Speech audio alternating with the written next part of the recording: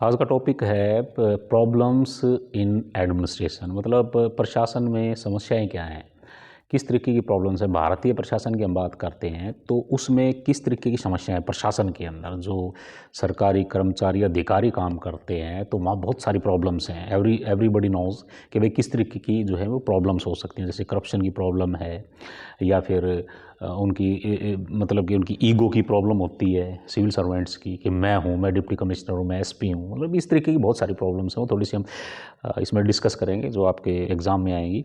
तो जो सबसे जो पहली प्रॉब्लम है जो डिस्कस करेंगे वो है अतीत की विरासत। ठीक है ना। अतीत की विरासत मतलब जो हमारा जो प्रशासनिक व्यवस्था है, प्रशासनिक व्यवस्था हमारी जो हमने मोस्टली हमने अडॉप्ट की है, वो जो अंग्रेज़ों ने शुरू कर दिया था, हमने उसको जो है वो एज इट इज़ ले लिया उस चीज़ को। ठीक है ना। हालांकि जो संविधान बनाने वाले थे उन्होंने कोशिश करी थी कि भाई जो संविधान इस तरीके से बनाया जाए कि उस संविधान को फॉलो करे और लोगों की सेवा की भावना से काम करे। लेकिन क्या है कि वो जो जैसे जितने आईएएस ऑफिसर हैं या और दूसरे आईपीएस ऑफिसर हैं, आईआरएस हैं, बहुत सारे बड़े बड़े अफसर हैं, तो उनके अंदर एक अजीब सी ईगो सी होती है कि मैं, अगर आप डिप्टी कमिश्नर के ऑफिस में जाओगे तो आपसे मिलने भी नहीं देंगे, तो पीए नहीं रोक लेगा बाहर। हाँ भाई किससे मिलना है। तो ठीक है ना, मतलब कि अजीब सी ईगो है। एक अपने आप को मानते हैं कि भाई मैं डिप्टी कमिश्नर, ठीक है ना, मैं मतलब कि एसपी, मैं एसडीएम, मैं तहसीलदार। वो मैं की जो भावना है वो अंग्रेज़ों के टाइम में भी थी भाई, वो अब भी है एज इट इज़।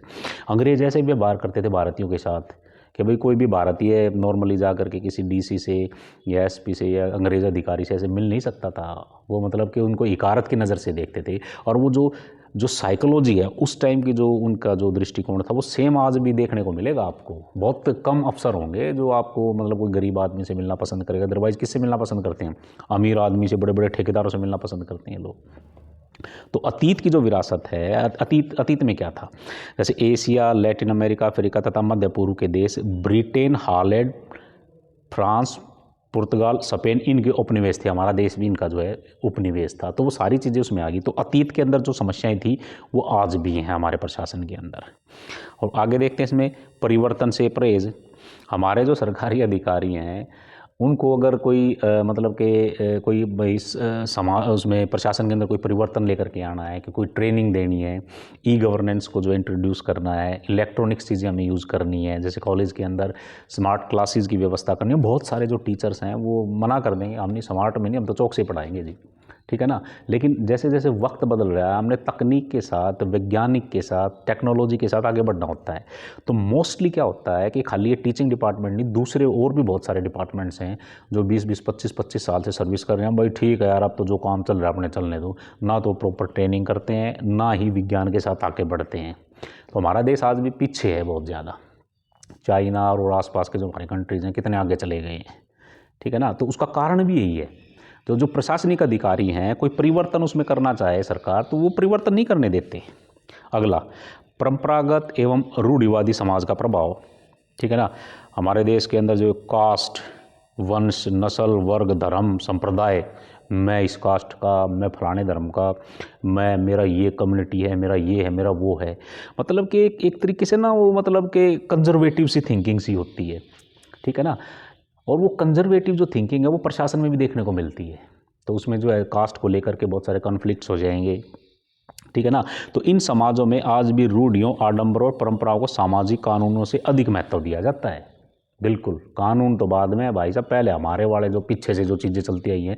अब जैसे देखो, हम दहेज की बात करते हैं तो दहेज तो कानून ने ख़त्म कर दिया है। लेकिन अब देखो, कोई बड़ा अफसर, कोई नौकरी लगता है सरकारी, गाड़ी भी लेगा, 1 करोड़ रुपए भी लेगा, स्कॉर्पियो गाड़ी लेगा, वो गहने भी लेगा, सोने का सारी चीज़ लेता है। और जबकि फिर वो क्या, वो डिप्टी कमिश्नर बन जाएगा। डिप्टी कमिश्नर बनने के बाद उसके पास कोई दहेज का केस आ जाएगा तो क्या करेगा उसमें, वो बताइए, है ना। तो वो जो कंजर्वेटिव थिंकिंग है वो आज भी चल रही है। रूढ़िवादी चलेंगे भाई, कानून बाद में, पहले दहेज लेंगे भाई हम। और लड़की की शादी पे कितना पैसा खर्च करते हैं, कोई 1 करोड़ करता है, कोई 10 करोड़ करता है, कोई 500 करोड़ भी खर्च करता है। और गरीब आदमी मारा जाता है, मैं कहाँ से दूंगा भाई। क्योंकि क्या है, जो अमीर आदमी जो वो एक तरीके से एक वो मॉडल सा बना देते हैं, फिर उसको गरीब आदमी को फॉलो करना बड़ा मुश्किल हो जाता है। तो प्रशासन में भी ऐसा ही होता है, ठीक है ना। जो सामाजिक परिवर्तन की जो शुरुआत है वो प्रशासन से होनी चाहिए। लेकिन क्या है कि वहाँ प्रशासन के अंदर इस तरीके की बातें पाई जाती हैं, उसमें रूढ़िवादी और परंपरागत जो है समाज का प्रभाव पाया जाता है। आगे है केंद्रीकरण की प्रवृत्ति। कोई भी अफसर लग जाएगा तो अफसर लगने के बाद सबसे पहले इन्हें सोचेगा सारी पावर मेरे पास होनी चाहिए, कोई और काम नहीं करेगा, सारी सत्ता मैं ही डिसाइड करूँगा, मैं ही निर्णय करूँगा। एक ये मतलब ये जो एक थिंकिंग होती है ना, एक मतलब इलीट क्लास की, अगर मैंने किसी को पावर दे दी तो यार मेरी तो कोई पूछ ही नहीं रहेगी। तो हर आदमी जैसे नौकरी लग जाता है तो कोशिश करता है कि बस सत्ता जो है उसके पास होनी चाहिए। जबकि हमारा देश लोकतांत्रिक देश है, लोकतांत्रिक देश में क्या होता है भाई, पावर डिसेंट्रलाइज होनी चाहिए, ठीक है ना, मतलब कि पावर ऊपर से नीचे आए और बंट जाए, लोग सारे के सारे जो अपना काम करें। लेकिन आजकल की टेंडेंसी क्या है, एक बार लग गया जो अफसर, पावर मेरे पास ही, भाई मैं ही करूँगा सब कुछ। जो केंद्रीयकरण की प्रवृत्ति है वो प्रशासन के अंदर पाई जाती है, ठीक है ना। उसकी वजह से क्या होगा, भ्रष्टाचार बढ़ेगा। एक ही आदमी के पास पावर होगी, वो जो मर्जी काम करे, वो गलत करे या ठीक करे, कौन पूछने वाला है।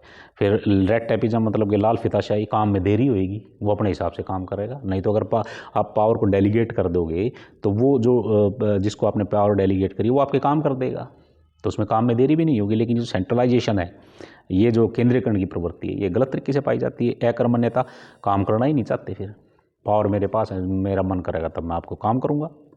अगला, भ्रष्ट तथा अकुशल प्रशासन। ये तो जग जाहिर है कि हमारे देश में जो भ्रष्टाचार है वो बड़े चरम पे है। डेली जो है वो पुल गिर जाते हैं, सड़कें टूट जाती हैं, सड़कों में मटेरियल गलत तरीके से यूज़ किया जाता है। सरकारी बिल्डिंगें आप कहीं भी जा कर के देख लो, पूरे भारत में सरकारी जो जितनी भी बिल्डिंग्स होंगी उसके अंदर घटिया मटेरियल आपको जो है वो मिलेगा। तो जो प्रशासनिक जो हमारा एडमिनिस्ट्रेटिव सिस्टम है, ऐसे ऐसे डिपार्टमेंट्स हैं, जैसे कि कई एजेंसीज ने सर्वे भी किए थे, जैसे एजुकेशन डिपार्टमेंट है, पीडब्ल्यूडी का डिपार्टमेंट है, या पुलिस डिपार्टमेंट है, इनके अंदर सबसे ज़्यादा भ्रष्टाचार पाया जाता है ना। और वो एफिशिएंट भी नहीं होते, क्योंकि इन लोगों की भर्ती किस तरीके की होती है, भर्ती आपको पता ही है, भर्ती किस तरीके, डेली पेपर लीक होते हैं। जो एसपीएससी है या मतलब कि और भी जो भर्ती की एजेंसीज हैं, पेपर लीक हो रहे हैं, पैसे दे दे के भर्ती कर जाते हैं। जब इस तरीके के आदमी भर्ती हो जाएंगे तो काम कैसे करें, काम तो उनको आएगा ही नहीं। जो एफिशिएंट आदमी है वो तो लगता ही नहीं कभी भी सिस्टम में। तो हमारा जो प्रशासन है भ्रष्ट और अकुशल जो है वो प्रशासन है। और प्रशासन के समक्ष चुनौतियाँ, भाई प्रशासन के आगे बहुत सारी चुनौतियाँ होती हैं, सामाजिक, आर्थिक, राजनीतिक, सांस्कृतिक, भौगोलिक, ठीक है ना। तो ये इस तरीके की चुनौतियाँ भी जो हमारे प्रशासनिक अमले के पास आती हैं। और वो जो चैलेंजेस है, क्योंकि हम विज्ञान और टेक्नोलॉजी के साथ तो चलते नहीं हैं, कंजर्वेटिव में, रूढ़िवादी हैं, है ना, सब कुछ भगवान पे छोड़ दें, भगवान ने कर दिया। चलो भगवान ने आपको दिमाग भी तो दे दिया ना, तो दिमाग इसलिए दिया है कि आप जो चैलेंजेस, जो प्रॉब्लम्स हैं उनको फेस करें और विज्ञान के माध्यम से उन समस्याओं का समाधान करें। बाढ़ आएगी, सूखा आएगा, महामारी, तूफान, भूकंप, आगजनी, मतलब इस तरीके की जब बातें आती हैं तो आदमी क्या कहेगा, अरे ये तो भगवान की मर्जी थी। भाई भगवान की मर्जी नहीं थी, हम प्रकृति के साथ तो गलत तरीके से भी तो पेश आ रहे हैं, है ना। अगर हम प्रकृति के साथ खिलवाड़ करेंगे, दुनिया भर के एसी हैं, इस तरीके की बिल्डिंग्स बनाई जा रही हैं जो इन्वायरमेंट के अनुकूल ही नहीं है, तो उससे क्या होगा, सर्दियों का जो है मौसम जो है परिवर्तित हो चला जाएगा। जहाँ सर्दियाँ 2 महीने की हुआ करती है वो 5 महीने की भी हो सकती हैं, या फिर घट के 30 दिन की भी हो सकती हैं, या बारिश सबसे ज़्यादा आ सकती है, बारिश ऐसी ऐसी जगह आएगी आप सोच भी नहीं सकते। तो इस तरीके के जो चैलेंजेस हैं हमारे एडमिनिस्ट्रेशन के सामने हैं।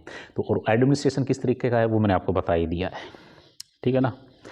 और इसमें क्या है कि गरीबी, बेरोज़गारी, जनाधिक्य, संसाधनों की कमी के चलते इन समाजों में प्रशासनिक, ये गरीबी, बेरोज़गारी, ये चैलेंजेस हैं। वो क्या करते हैं, जो अगर गरीबी होगी, बेरोज़गारी होगी तो क्राइम रेट भी बढ़ जाएगा, तो फिर वो भी प्रशासन के लिए अलग तरीके का जो चैलेंज हो जाता है। और हमारे देश की जो अर्थव्यवस्था है मोस्टली जो है वो कृषि पर आधारित है ना। क्योंकि हम जब रूढ़िवादी होंगे और इस तरीके की बातें करेंगे तो जो दूसरे हमारे सेक्टर्स हैं वो इग्नोर हो जाते हैं।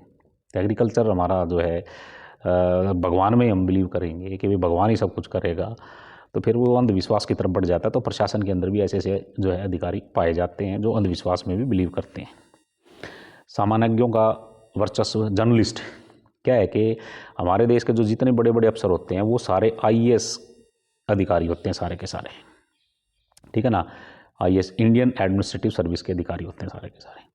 और जितनी भी की पोस्ट होती हैं, जैसे चीफ सेक्रेटरी है या जॉइंट सेक्रेटरी है या कैबिनेट सेक्रेटरी है, central government and state government में सारे के सारे आईएएस होते हैं। और इनके नीचे ही सारे के सारे जो डॉक्टर्स हैं, इंजीनियर्स हैं, इकोनॉमिस्ट हैं, साइंटिस्ट हैं, वो आईएएस अधिकारियों के जो है अंडर ही काम करते हैं। क्योंकि जैसे जैसे वक्त जो है बदल रहा है ना, पहले क्या था, आज़ादी से पहले अंग्रेज़ क्या करते थे, उनका काम मेन काम यही था कि ज़्यादा से ज़्यादा जो है टैक्स कलेक्ट करें, है ना। उनको हम डिप्टी कलेक्टर बोलते थे। कलेक्टर का काम यही होता है, टैक्स कलेक्ट करना। और इतना ज़्यादा साइंस एंड टेक्नोलॉजी का इतना ज़्यादा फैलाव नहीं था, स्प्रेडनेस नहीं थी उस टाइम, तो उनका बेसिक काम ये था लॉ एंड ऑर्डर को मेंटेन करना, टैक्स कलेक्ट करना। लेकिन अब जो है लोकतांत्रिक देश है, सामाजिक परिवर्तन हो रहे हैं, वैज्ञानिक परिवर्तन हो रहे हैं, आर्टिफिशियल इंटेलिजेंस आ गया अब तो क्या है कि उनके लिए एक दिक्कत क्या हो रही है कि ये सारा का सारा जो कंट्रोल है वो आईएएस करते हैं। तो आईएएस जब कंट्रोल करता है तो उसके नीचे जो टेक्नोक्रेट्स हैं, जैसे बड़े बड़े इंजीनियर हैं, साइंटिस्ट हैं, वो सोचते हैं कि यार आईएएस तो जो एक टेस्ट पास करके ही जो हमारे ऊपर बैठ गया है, लेकिन एक्चुअली में जो हम तकनीकी काम करते हैं, साइंस का काम करते हैं, डॉक्टर्स हैं, इंजीनियर्स हैं, जो हम काम करते हैं वो तो कर भी नहीं सकता, लेकिन हमको उसके अंडर जो है काम करना पड़ता है। तो उनके बीच फिर संघर्ष की जो है स्थिति पाई जाती है, ठीक है ना, कि कौन बड़ा कौन छोटा, उलझा हुआ एवं समस्याग्रस्त प्रशासन। हमारे प्रशासन के अंदर बहुत सारी जो है जटिल और बहुत सारी जो है उसमें जो प्रॉब्लम्स पाई जाती हैं कई तरीके की। जैसे मैंने ऑलरेडी बताया कि डिफरेंट डिपार्टमेंट्स हैं, उनमें कोऑर्डिनेशन का अभाव पाया जाता है। बोर्ड, आयोग, परिषद, निगम, सरकारी कंपनी इनके अंदर क्या है कि अपना एरिया को लेकर के या फिर और मतलब कि मिलजुल के काम करने की भावना जो है उनमें कम पाई जाती है, ठीक है ना। और सामान्यतः क्या है कि इनके अंदर जब ये भावना पाई जाती है तो देश का जो विकास है वो अवरुद्ध होता है। इसमें दो चार बातें और इन्होंने लिखी हुई हैं। और क्या है कि अब इसमें क्या है कि किस तरीके की जो समस्याएं हैं, कौन सी जूझता रहता है। नौकरशाही या लोकसेवाओं का आकार निरंतर बढ़ता जा रहा है, किंतु कुशलता उसी अनुपात में नहीं बढ़ रही है। भर्तियां तो बहुत सारी हो रही हैं, किस तरीके से भर्ती हो रही हैं। जब गलत तरीके से भर्ती होगी तो कुशलता कहाँ से आएगी। भर्ती, प्रशिक्षण, पदोन्नति, वेतन भत्ते, पेंशन आदि, कार्मिक सदैव इनके लिए लड़ाई झगड़े, एजिटेशन, कोर्टों में केस चलते रहते हैं। स्वयं लोक सेवक तथा आम जनता प्रशासनिक निर्णयों के विरुद्ध बड़ी संख्या में वाद दायर करती है। ये चलता रहता है कोर्टों के अंदर। सेमिनार, संगोष्ठी, कार्यशाला, वर्कशॉप, ट्रेनिंग ये चलती रहती हैं, लेकिन ये क्या है कि ये बस नाम मात्र की होती हैं, इनमें कोई ज़्यादा आउटपुट जो है आता नहीं है। राष्ट्रीय संसाधनों का दुरुपयोग, आम जनता से कई अधिक नौकरशाह करते हैं। आपको पता ही है सारे पैसे का जो है करप्शन के माध्यम से खा मिल बैठ के वो सारा खा जाते हैं, है ना। सड़कों का हाल कैसा है, सीवरेज का हाल कैसा है, इलेक्ट्रिसिटी का, पानी का, मतलब लॉ एंड ऑर्डर की भी कई बार स्थिति ऐसी होती है। प्रत्येक कार्य में नियमों, कानूनों और प्रक्रियाओं की आवश्यक ये तो है ही। कहीं का आप काम करवाने के लिए जाओगे तो सबसे पहले रूल का ये रूल है भाई, ये सर्टिफिकेट ले, ये डॉक्यूमेंट लेके आपका काम धक्के खाते रहोगे 10 दिन 15 दिन, वो काम आपका होगा नहीं। जब तक आप पैसे नहीं दोगे आपका काम ही नहीं होगा। प्रशासनिक संगठनों के आंतरिक कार्यकरण में जाति, वर्ग, भाषा, रंग भेद, ये मैंने ऑलरेडी डिस्कस किया है, इनका जो है वो वर्चस्व पाया जाता है हमारे देश के अंदर, क्योंकि रूढ़िवादी हैं, कंजर्वेटिव सोच के हैं, इतनी अच्छी एजुकेशन का सिस्टम नहीं है। तो इसमें जाति का और इन चीज़ों का जो है ये भेदभाव जो है पाया जाता है। अलग अलग जातियों के धर्म के लिंग के आधार पर संगठन भी पाए जाते हैं। अनुसंधान, नवाचार, प्रशासनिक सुधारों के नाम पर सिर्फ खाना पूर्ति होती है। कागजों में होगा सब कुछ, कोई नई चीज़ है, कोई सुधार करना, कागजों में सुधार होएगा, एक्चुअली में प्रैक्टिकली जो सुधार नहीं होता। अति महत्वाकांक्षी, कर्मठ, योग्य तथा ये जो इस तरीके के जो कर्मचारी होते हैं जो बढ़िया मेहनत करके काम करते हैं, तो वो क्या है कि वो निराश हो जाते हैं, उनको काम करने नहीं दिया जाता। कोई ईमानदार आदमी है या अधिकारी है तो वो काम करना चाहे तो उसकी ट्रांसफ़र कर देंगे, भाई साहब चलो जाओ आप। जो करप्ट आदमी है वो एक ही जगह बैठा रहेगा, अपना भ्रष्टाचार करता रहेगा मंत्रियों के साथ मिल करके, और वो अपना पैसा खाते रहते हैं। प्रशासनिक गोपनीयता के कारण ये सरकारी अधिकारी जो है वो सूचना को जो है दबा के रखेंगे, लोगों को बताएंगे नहीं। लेकिन लोकतंत्र में क्या होता है भाई, लोगों को बताना होता है सरकार क्या कर रही है, और उनकी अकाउंटेबिलिटी होती है, वो बताए कि भाई ये गलत काम हुआ तो क्यों हुआ, ये अकाउंटेबिलिटी होती है, लेकिन उससे बचते हैं वो। शिकायत निवारण व्यवस्था वो हमारे यहाँ अच्छी नहीं है। कोई शिकायत लेके जाओगे, कई बार हो सकता है आपकी किस्मत अच्छी है तो उसका समाधान निकल आए, अदरवाइज ऐसा होता नहीं है। प्रत्येक कार्य को उलझाने और दूसरों को टालने की समिति व्यवस्था मैं नहीं करता भाई, इस पे काम करवा लेते हैं, टाल देते हैं काम प्रशासनिक अधिकारी, ये इनकी टेंडेंसी पाई जाती है। अगला पॉइंट है इसका 9वां, राजनीतिक हस्तक्षेप की अधिकता। अब देखो, अब सिस्टम ऐसा है कि कोई भी है, जैसे कि डीसी है, एसडीएम है, तहसीलदार है, एसपी है। अब क्या है कि लोकल पॉलिटिशियन, कोई एमएलए है, मंत्री है, ऊपर से फ़ोन आएंगे भाई ऐसे नहीं, आपको इस तरीके से काम करना, वो काम नहीं करेगा, उसमें दखलंदाजी करेंगे। उसकी डे टू डे जो रूटीन का जो काम होता है, भाई मेरा आदमी है, इसके लिए ये करना है, ये करना है और वो करना है, इसको ठेका दे दे, इसके लिए ये कर दे, इसको लाइसेंस दे, इसको परमिट दे दे, ऊपर से फ़ोन आएंगे, ठीक है ना। तो जो पॉलिटिकल इंटरफेरेंस है, राजनीतिक हस्तक्षेप है, वो आजकल इतना ज़्यादा है। अगर कोई अधिकारी ईमानदारी से काम करेगा कि जी आप ईमानदारी, मैं इस तरीके का जो आप मुझे डिक्टेट कर रहे हो, मैं ये काम नहीं कर सकता, ये लॉ के खिलाफ है, तो उसे ट्रांसफ़र कर देंगे अगले दिन, ठीक है ना।